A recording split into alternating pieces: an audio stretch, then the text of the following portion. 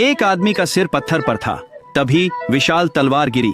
पलक झपकते ही आदमी का पूरा चेहरा कट गया। तलवार पकड़े पत्थर की मूर्ति अपना रूप बदलने लगी। उसी आदमी का चेहरा ले लिया, पर इससे संतुष्ट नहीं थी। उसने महिला से अगला शिकार ढूंढने को कहा। यह कैसे शुरू हुआ, ये जानने के लिए हमें 10 साल पीछे जाना होगा। राइली कभी कोमल दयालु बोधिसत्वों को तराशने के लिए प्रसिद्ध था, पर समय के साथ लोग ऐसी शांत छवियों से उब गए। जब योद्धाओं का युग आया तो वे भयंकर शक्तिशाली संरक्षक देवताओं की मूर्तियों की पूजा करने लगे। राइली धीरे धीरे लोगों की नजरों से ओझल हो गया। फिर एक दिन एक झरने के नीचे राइली को एक मूर्ति के लिए एक आदर्श मॉडल मिला। अपनी महानता वापस पाने के लिए राइली ने अपना शेष जीवन इस एक बुद्ध को तराशने में लगा दिया। हालांकि शरीर को सजीव विवरण के साथ गढ़ा गया था, पर चेहरा कभी सही नहीं लगा। राइली उसे बार बार तोड़कर तराशता रहा। जीवन के अंत तक भी काम अधूरा रहा। अचानक एक राक्षस ने मूर्ति का शरीर पकड़ लिया। उसने राइली को मौत से वापस लाकर चेहरा तराशने को कहा, पर इस बार राक्षस को तराशा हुआ चेहरा नहीं चाहिए था, उसे एक आदर्श चेहरा चाहिए था। राक्षस ने रिले को किसी भी प्रियजन का रूप बदलने की शक्ति दी। फिर एक दिन डोरोरो और हयाकुमारू नाम के 2 योद्धा आश्रय की तलाश में वहाँ से गुजरे। हयाकुमारू का सुंदर चेहरा देखकर रिले को लगा यही वह चेहरा था जिसकी उसे इतने समय से तलाश थी।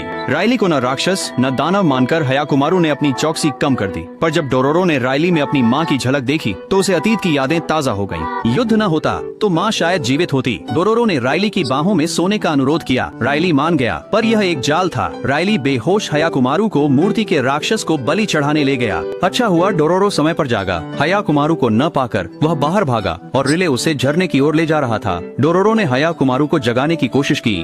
रिले वार करने ही वाला था कि हयाकुमारू जागा। एक वार से वह मुक्त हुआ। रिले मूर्ति के चरणों में लौटा।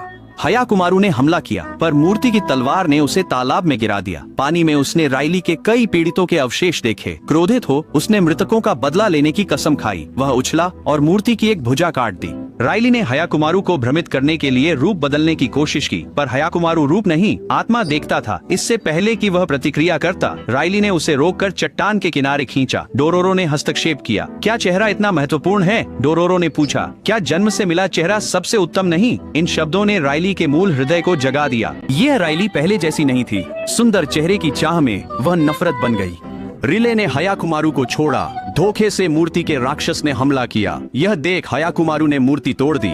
राक्षस का प्रभाव मिटते ही राइली, जिसे बहुत पहले मरना था, अंततः मुक्त हुई। उसने डोरोरो को खुद को याद दिलाने के लिए धन्यवाद दिया और उसकी खुशी से जीने की कामना की। राइली के हाथ धूल में बदलते ही उसका पूरा रूप दुनिया से गायब हो गया। शायद यही उसका सबसे अच्छा अंत था, इस दुनिया को बिना पछतावे के छोड़ना।